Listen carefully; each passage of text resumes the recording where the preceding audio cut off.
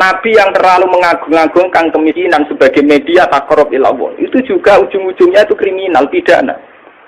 Miskin itu baik dari segi bahwa orang miskin itu tidak makan syubhat, orang miskin tidak ngambil uang korupsi dan sebagainya. Baik. Dari segi menjauhi segala syubhat haram, miskin itu.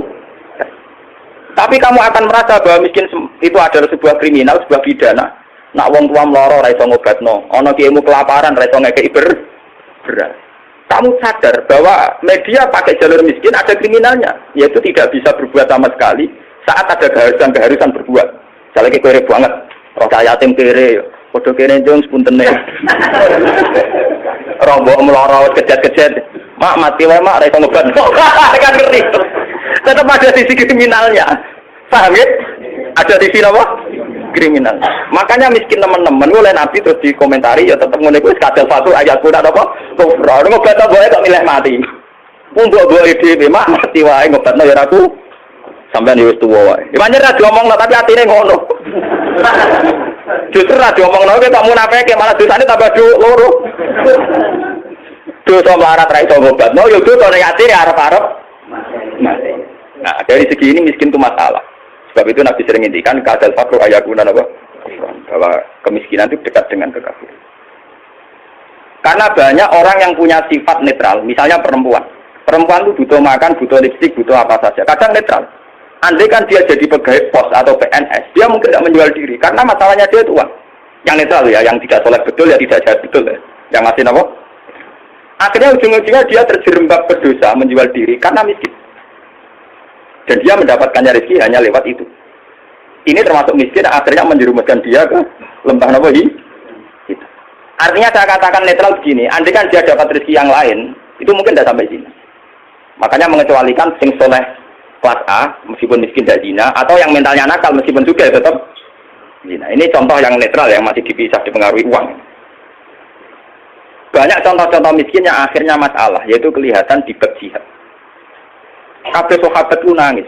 Ketika Nabi mewajibkan jihad dengan perlengkapan perang, itu sahabat-sahabat yang marah mesti nangis. Tawallahu a'yunuhum tafidu minad dam'i hazanan alla yajidu mayun. Karena perang itu dengan begitu banyak peralatan, energi, persiapan dan sebagainya. Tiap orang kewajiban perang sahabat yang marah-marah itu nangis. Karena mereka sadar tidak bisa berbuat banyak. Artinya apa? Kalau kamu menjadikan miskin sebagai media taqarrub ila Allah dan itu satu-satunya, ternyata juga banyak masalah. Sehingga nggak bisa tidur, malah kalaupun ini benar, ya kata yang larang berda itu tetap hikmah. Miskin itu terbaik dari segi tidak makan barang haram, dari segi babil kafir dia baik, tidak makan barang haram. Tapi ada masalah, ini oleh Burda disebut nuqtatul ilmi. Apa yang dialami Nabi Ayub banyak sekelumit ilmu, sekelumit hikmah. Begitu juga yang dialami Nabi Sulaiman. Untuk senang Allah saja kok nunggu kaya raya gitu. Mayoritas orang kan tidak kaya. Kalau untuk senang Allah harus kaya dulu, orang nggak bisa senang Allah semua. Karena untuk senang Allah harus kaya. Saya tuh punya banyak tetangga di Sarang, di Rembang, di mana-mana kalau survei. Sebagian masyarakat, kiai itu bertahajud, esok mulang Quran, bariku duha, berduha di madrasah bariku. Sebagian masyarakat yang tidak dolim-dolim amat ya, mereka orang baik lah ya. Kecuali orang nakal, macam tak senang kiai. Nah kiai kami ibadah pilih Gus. Dia orang mikir belanja. Orang mikir apa? Belanja. Dia tidak mikir uang harian. Artinya ternyata kiai yang mapan juga tidak jadi percontohan yang baik. Karena kemudian masyarakat yang soleh yang tidak mapan menganggap kiai sedep ibadah itu dipenuhi ibadah karena dia berkecukupan. Umpama daerah kecukupan Gus. Macul sik lagi kelar sholat. Ya bercocok tanam dulu baru kelar ngajar kelar sholat. Intinya, andai kan kiai itu mapan semua, tentu orang akan bilang bahwa mereka tenang ibadah, tenang ngajar karena berkecukupan. Itu juga tidak contoh yang baik, paham ya? Paham ya? Itu juga tidak contoh yang Rasulullah itu tidak begitu semua. Faqad nabiyyi nafi khalqin wa khuluqi walam yudanuhu fi ilmi walaka. Walam yudanuhu fi ilmi. Kalau Nabi itu bisa dua-duanya. Beliau ketika perang Khandaq, perang Dzatil Usra itu ada cerita paradok dan itu Nabi benar-benar bahrul ilmi, lautan apa? Ilmu. Kita tahu dalam perang itu Sayyidina Utsman itu nyumbang 50 kuda, sekian ratus onta, sekian ratus al-arba'atu alafi dinarin. Cara tani hampir 4 miliar. Sumbangan di sinten tadi sinten Sayyidina Utsman, Tolha, Zubair. Itu rata-rata sumbangannya di atas 200 juta. Sahabat yang miskin-miskin itu sampai kurma satu saja diisep orang dua, saking miskin. ada yang bawa kurma 1 ikat. Dan dalam perang itu diceritakan Nabi itu saking laparnya itu perutnya diganjel mbek wadon. Lho umpama Nabi ku nakalan, lha opo enggak diwadu nyembelih unta sitok ibar. Kenapa Nabi tidak jalan tinta memotong salah satu kuda atau unta kemudian menyelesaikan masalah kelapa? Jadi di cerita itu kan mestinya kita sebagai kiai, sebagai ulama kan paham paradoksnya. Di satu sisi diceritakan sumbangan begitu melimpah, di sisi yang lain Nabi ini kelaparan. Sampai napa ganjel? Nah itu Nabi Muhammad. Beliau sebagai pribadi yang seorang nabi, seorang rasul, dia sadar betul kalau dunia itu tidak ada artinya semua. Sehingga dia sebagai kapasitas nabi, sebagai orang dekat Allah, ya sudah dia miskin, tidak ada masalah. Tapi beliau sebagai pemimpin besar yang harus dengan persenjataan lengkap, dengan perlengkapan yang komplit karena ngadepi pasukan besar saat itu Romawi, harus lengkap secara syariat. Nah kita itu nggak bener kabeh. Nabi Ayub tentu tidak akan kuat ngadepi pasukan Romawi, menghadapi bojone orang kuat. Paham ya? Nabi Sulaiman juga tidak koordinator yang baik karena kemudian nanti yang jauh lebih hebat Nabi Sulaiman saja. Karena dia perang pakai pasukan jin, pasukan setan, pasukan kewan dan sebagainya. Kapan dia didik umatnya kalau jalan pintas begitu? Paham? Makanya dinyak Imam Busiri itu walam yudanu fil bakar. Itu udah ada visi ilmiahnya, kekuatan gitu itu kan visi ilmiah. Dari awal ini kita bilang kekuatan itu ora nggo visi napa?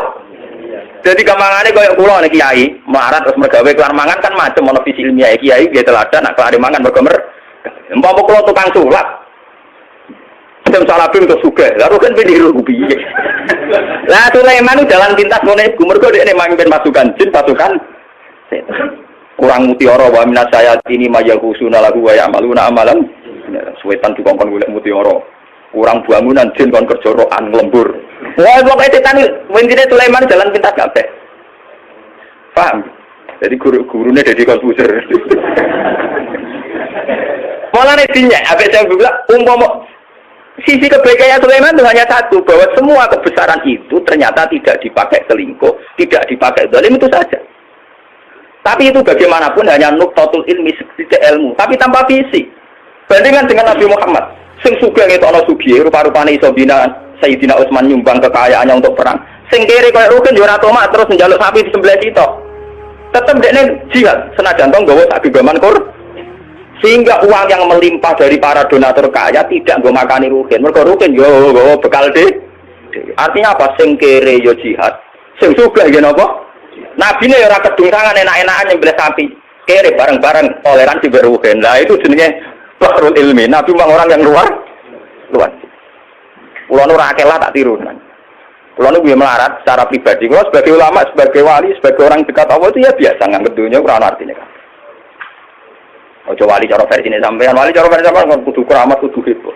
Wali cara Quran itu gampang. Allah seneng wong mukmin. Allah waliyul ladzina napa? Aman. Asal kowe mukmin itu senengi pangeran. Ya cuma tingkat seneng ini kan sesuai kadar iman. Iman ngontak ngantuk bingungan ya Allah senenge ya. Iman kok aman. Jadi kamane lho pangeran wis sampean jagalin mulai kenal aku, mulai roh donga kok amen cerita kepentingane wae itu kapan kepentinganku jadi. Sampeyan donga ora nglapor kepentinganmu.